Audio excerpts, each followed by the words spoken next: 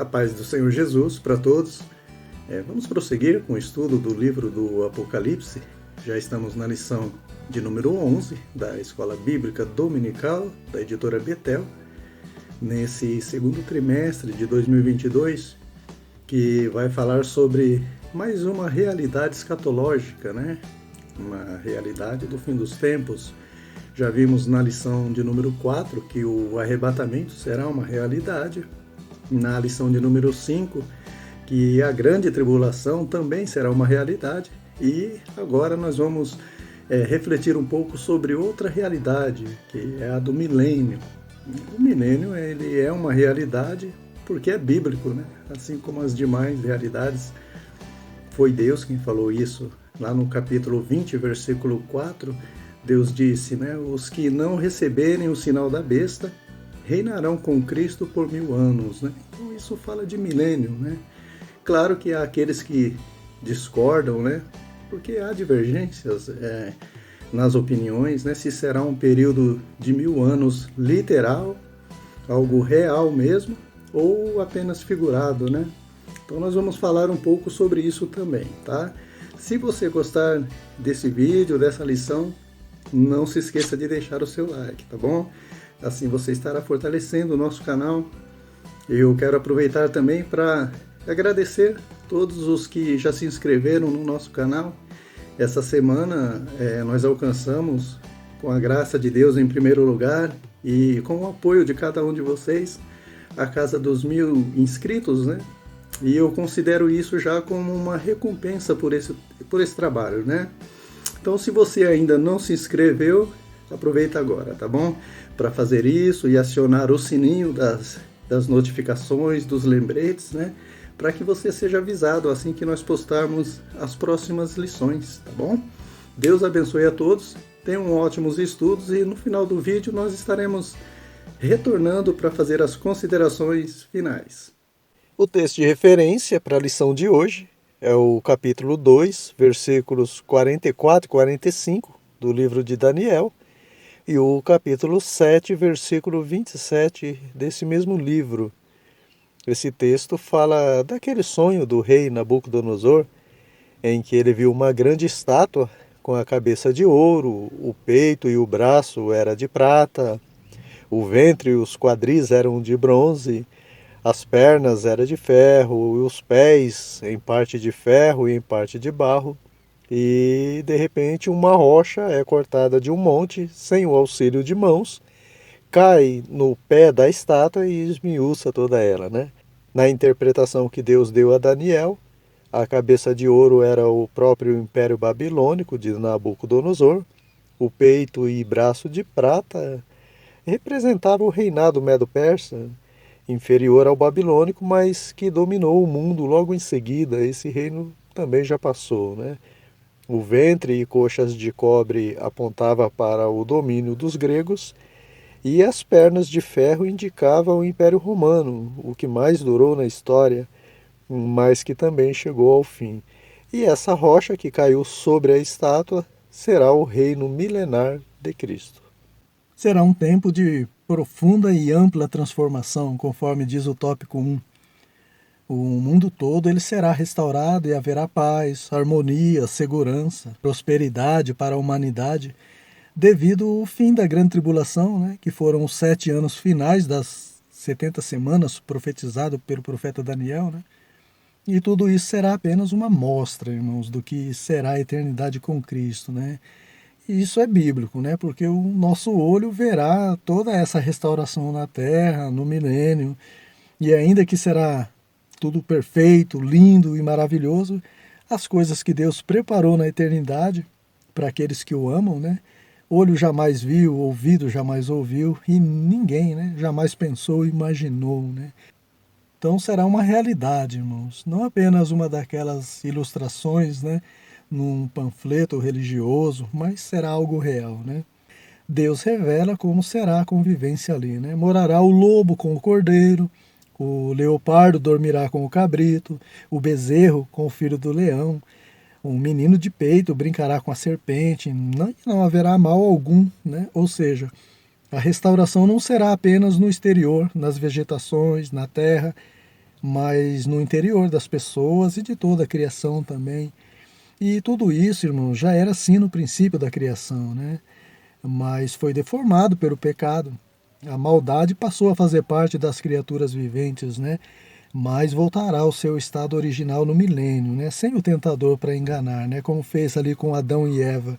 E tudo isso é possível, né? E por dois motivos. Primeiro, porque para Deus não há impossível. E segundo, porque nesse tempo de 1000 anos, né, do reinado de Cristo, Satanás será preso no abismo, né? Conforme diz o item 1.1. E aqui, irmãos, cabe uma observação, tá? Não é no inferno que o diabo será lançado, né? Ele será lançado de início num abismo, né?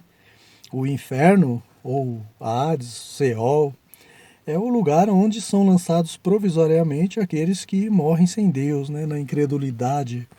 Alguns louvores que tem por aí até sugerem que na letra, né, do louvor, que o diabo teria feito uma festa no inferno pensando que tinha vencido Jesus na cruz. Mas isso é heresia, irmãos. A Bíblia descreve o inferno como um lugar de muito tormento e sofrimento, né? Ninguém faria uma festa ali no inferno, num lugar desses, né? Além disso, o diabo sabia que sua derrota seria na cruz. Ele foi avisado lá no Éden, quando recebeu essa sentença de Deus, né? Então, irmãos, o diabo ele nunca sequer provou o inferno. Ele não esteve lá, ele não está lá e ele nunca estará lá. É só você ir para a Bíblia que você percebe isso. Você chega a essa conclusão. No passado, o diabo estava nas regiões celestiais, né? Como o querubim ungido para proteger. Depois ele foi lançado, né, na terra, ao se rebelar contra Deus e, disfarçado de serpente, ele enganou a Eva lá no Éden. Você vê o diabo também no passado acusando Jó diante de Deus, né? E no presente? No presente, Pedro diz que ele está ao nosso derredor, né? Bramando como leão e buscando a quem possa tragar. Agora, no futuro, ele será lançado primeiro no abismo, por 1000 anos, e depois no lago de fogo, que não é o inferno. O lago de fogo é pior ainda que o inferno, tanto que o próprio inferno será lançado ali, juntamente com a morte, o diabo, o anticristo, o falso profeta e todo aquele que não tem o seu nome escrito no livro da vida, né, que negligenciaram tão grande salvação. Então, irmãos, Jesus primeiro ele tratou com o anticristo, ou vai tratar com o anticristo e o falso profeta, lançando eles no lago de fogo, e depois ele irá tratar com o tentador, né, com o diabo, lançando ele provisoriamente por 1000 anos no abismo e depois no lago de fogo também. E não havendo o tentador, nem o anticristo e nem o falso profeta, o mundo voltará a ser como Éden, né? Antes do diabo entrar ali. Irmãos, o causador das tragédias, das catástrofes, mortes, tristezas, né?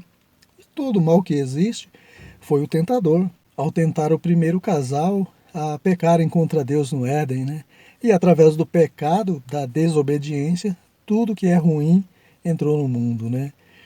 Mas Deus não criou o mal, né? Quando lá em Isaías capítulo 45, versículo 7, Deus diz que criou o mal, não é o mal no sentido de maldade, mas o tipo de mal que vem para o bem, né? Como a disciplina, por exemplo. Ser disciplinado aparentemente é um mal, né? Apanhar do pai é um mal que filho nenhum gosta, né? Mas vai fazer um bem muito grande lá na frente. Então é esse o tipo de mal que Deus diz ter criado, né? Mas as maldades têm origem no pecado causado pelo tentador, né? Não havendo ele pelo espaço de 1000 anos para enganar as pessoas, será uma paz total nesse período, né? Em todo o mundo. Já o item 1.2 diz que Jesus governará o mundo a partir de Jerusalém. Jerusalém foi escolhida por Deus, né, desde o tempo de Abraão como a terra prometida, né? Onde antigamente se chamava Canaã. Sai da tua terra e da tua parentela para a terra que eu te mostrarei, uma terra boa que emana leite e mel, né? Canaã. E ali alguns concordam que será como o quartel-general de Cristo, né? A capital mundial do governo do Senhor, já que Deus sempre teve um propósito com toda a humanidade, né? Ainda que comece por Israel, por Jerusalém, mas Cristo reinará todo mundo dali, né? Interessante que hoje Jerusalém é uma cidade turística, né? Devido ao seu passado bíblico. Pessoas do mundo todo fazem caravanas para Israel, para a capital, Jerusalém, mas muitos nem se dão conta que supostamente dali também futuramente no milênio Jesus governará o mundo, né? Independente da incredulidade de grande parte dos judeus em Jerusalém, né? A ponto de fazerem Jesus chorar, mas o propósito de Jesus é governar o mundo a partir de Jerusalém, né? E nada vai impedir ele de fazer isso, né? Mas como falamos no início, irmãos, assim como vários outros eventos escatológicos, o governo milenar de Cristo também é um ponto que diverge muito as opiniões, né? Tem os pré-milenistas, né? Esses acreditam que a volta de Jesus será antes do milênio, que Jesus irá inaugurar o milênio, né? Tem os pós-milenistas que entendem que a grande maioria da população mundial se converterá a Cristo no milênio, só então Jesus voltará. E tem também os amilenistas, né? Esses creem que já estamos vivendo o milênio. O reinado de Cristo seria espiritual apenas, né? E aqui, irmãos, com todo respeito aos nossos irmãos, né, que creem dessa forma, mas é só você colocar um carneiro perto de um leão ou a mão numa serpente para ver se estamos vivendo o milênio ou não, né? Você observa então que não há um consenso, né, no que diz respeito ao milênio. Alguns entendem que será simbólico, espiritual, outros já interpretam que será 1000 anos, literalmente, né, e que o governo de Cristo será na Jerusalém terrena mesmo. Mas o importante é que todos eles concordam nas principais doutrinas bíblicas, né, que é a salvação unicamente pela fé em Cristo, né, que a Bíblia é inerrante, é perfeita, né, inspirada pelo Espírito Santo. Todos eles creem na ressurreição dos mortos, na necessidade de santificação, de arrependimento, do novo nascimento espiritual, da renúncia ao pecado, né? Ou seja, todos estão caminhando rumo ao mesmo alvo, que é a salvação pela fé em Jesus, né? Agora a questão é se todos creem no mesmo Deus Salvador e Senhor Jesus Cristo e nas principais doutrinas bíblicas, se todos caminham no mesmo objetivo, por que as opiniões se divergem tanto em outros pontos, né? Simplesmente porque o ser humano é diferente um do outro, né? Em todos os aspectos. Desde o DNA até as opiniões sobre o milênio. Todos têm suas diferenças, suas ideias, suas opiniões, suas personalidades, suas características peculiares, né? Eu costumo comparar os crentes salvos em Jesus com várias flechas, né, lançadas rumo ao mesmo alvo, né? O propósito de todos é o mesmo. Se todos creem em Jesus, todos então têm o amor de Deus derramado em seus corações, né, pelo Espírito Santo que foi dado a cada um. Então é como se tivesse dois ventos, né, batendo nessa flecha. Um contrário, que são as divergências nas opiniões, para tentar tirar o crente do alvo. O outro a favor, o Espírito Santo que sopra onde ele quer. Né, ele está contra o vento das indiferenças, né, que poderiam afastar o salvo do alvo. Ainda que essas flechas sigam em zigue-zague, né, devido às indiferenças, às divergências de opiniões, o importante é que todas elas estão indo em direção ao mesmo alvo, né? O item 1.3 diz que no milênio Jesus será o rei universal. Ele governará todo mundo, né? O comentarista pega como exemplo perfeito o texto de referência que lemos no início, né? Sobre a estátua no sonho do rei Nabucodonosor. E todos aqueles reinos que nós vimos lá no início, o babilônico, o medo-persa, o grego, o romano e até o do anticristo, mesmo com tanto poder e autoridade, foram passageiros, né? Mas o reino de Cristo será eterno, né? E devemos ser submissos, irmãos, ao reinado de Cristo desde já e desfrutando assim também das bênçãos desse bondoso rei, né? Através da obediência à sua palavra, a vida eterna com Deus já começa aqui e agora, né? Ainda que os contextos sejam outros, né? Em cada situação, o Deus que habita em nós é o mesmo que nós vamos conviver com Ele por toda a eternidade. Vamos para o tópico 2, que vai dar a definição do que é o milênio. Na verdade, o item vai concluir o que já falamos, né? O milênio é um período de 1000 anos. Nesse tempo, Satanás será lançado no abismo e o Senhor Jesus governará triunfante sobre a terra, né? O problema é que, ainda que há 6 referências sobre o milênio só nesse capítulo 20 de Apocalipse, né? Dos versículos 1 ao 7, em nenhum outro livro da Bíblia é mencionado esse tempo, né? Nem por Jesus, nem pelos apóstolos, nem pelos profetas, e sendo esse, então, um dos argumentos daqueles que acreditam ser um milênio apenas simbólico, né? Assim como o número 666 e aqueles 144 mil selados na grande tribulação, né? Mas uma coisa é certa, irmãos, não é pelo fato dos demais livros bíblicos não abordarem a questão do milênio que ele deve cair em descrédito, né?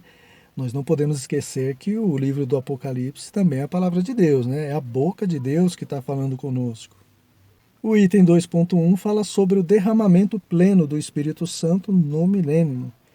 O comentarista usa como referência a profecia de Joel, no capítulo 2, versículo 28, quando ele diz: "E há de ser que depois derramarei o meu Espírito sobre toda a carne, vossos filhos e vossas filhas profetizarão, os vossos velhos terão sonhos, os vossos jovens terão visões."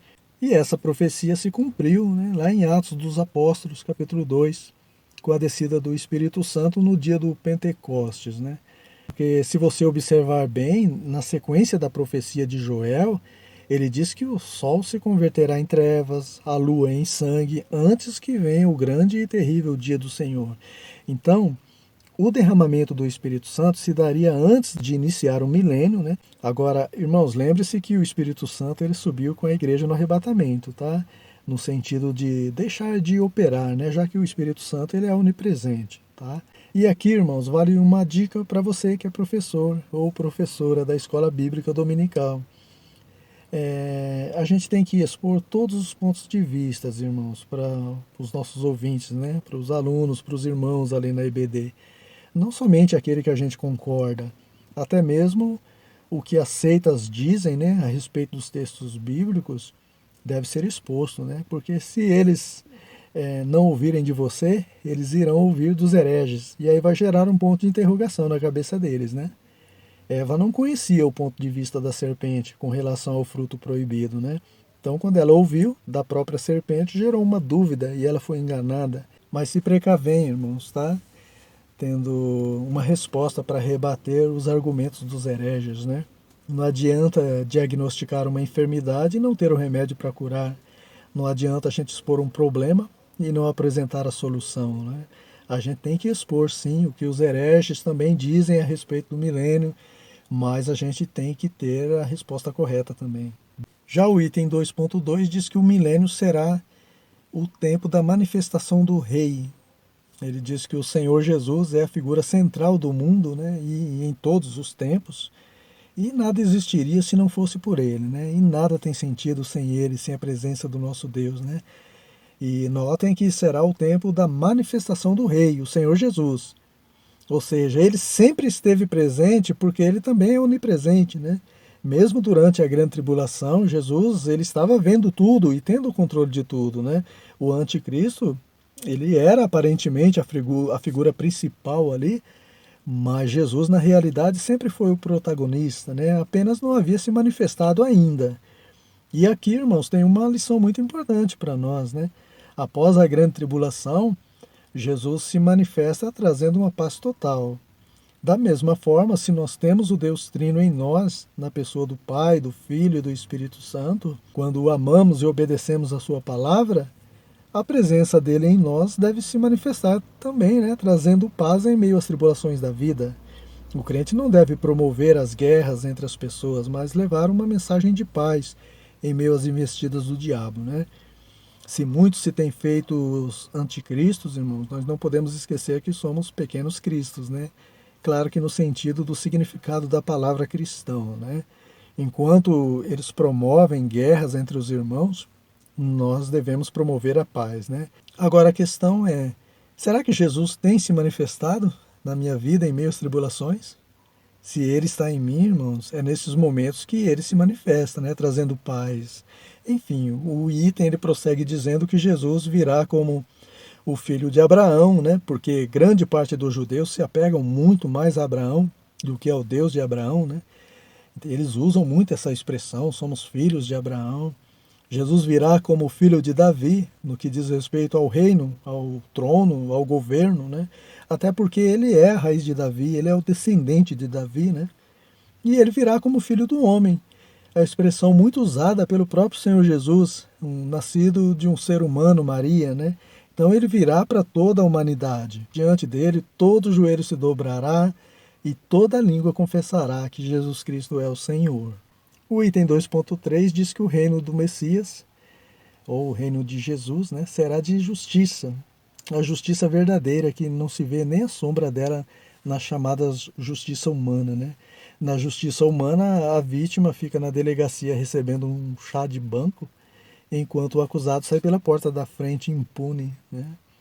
Na justiça humana, aquele que nunca pecou é crucificado e Barrabás é solto, né? Na justiça humana, suborno é crime, fiança já não é. Irmãos, de onde vem tudo isso, né? Senão daquele que engana as nações, enfeitando o pecado com nomes bonitos, né? Mas no milênio o reino será de justiça, porque o diabo, esse que engana as nações, dando uma aparência de justiça às injustiças, ele estará preso no abismo, né? E então nascerá o sol da justiça, trazendo salvação, conforme diz o profeta Malaquias, lá no capítulo 4, versículo 2, né? Chegamos no tópico 3, que vai abordar algumas características do milênio, quando o mundo viverá o seu ápice, né? Seu melhor momento, em todas as áreas, né? E em todos os sentidos. O comentarista cita a referência de Isaías, capítulo 11, versículo 6, onde diz que a ferocidade dos animais, né, se acabará e ficarão mansos. Morará o lobo com o cordeiro, o leopardo com o cabrito, a vaca com a ursa pastarão juntas, e a criança de peito brincará na toca do áspide, né? O desmamado meterá a mão na cova do basilisco, né? Áspide e basilisco são duas espécies de víboras, né, de serpentes, e não causarão dano algum, irmãos, nessas crianças, né? Irmãos, a gente só não pode confundir o milênio com o novo céu e a nova terra, tá bom? São tempos distintos, né? No milênio, Jesus ainda regerá as nações com vara de ferro, já que na abertura dos 7 selos morreram 1/3 da humanidade, né? Então restou 2/3. No milênio também haverá a morte, né? Isaías diz que os jovens morrerão com 100 anos, né? Já no novo céu e na nova terra não haverá mais morte e nem mais as nações sem Deus, né? O mar que já não existirá mais, que diz ali no texto, diz respeito ao mar de onde subiu a primeira besta, né, das nações. Esse mar já não existirá, as nações não existirá mais. Por que eu digo que não podemos confundir o milênio com o novo céu e a nova terra?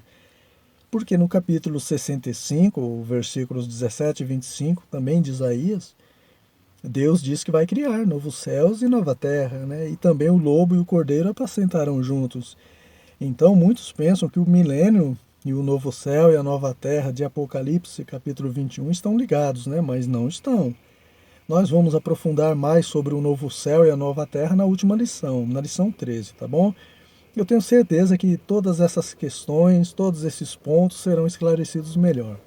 Já o item 3.1 diz que no milênio as armas virarão instrumentos agrícolas, com base em Isaías capítulo 2, versículo 4, onde Deus diz que os povos converterão as suas espadas em enxadões, as lanças em foices, não levantarão nação contra nação, nem aprenderão a guerrear, né?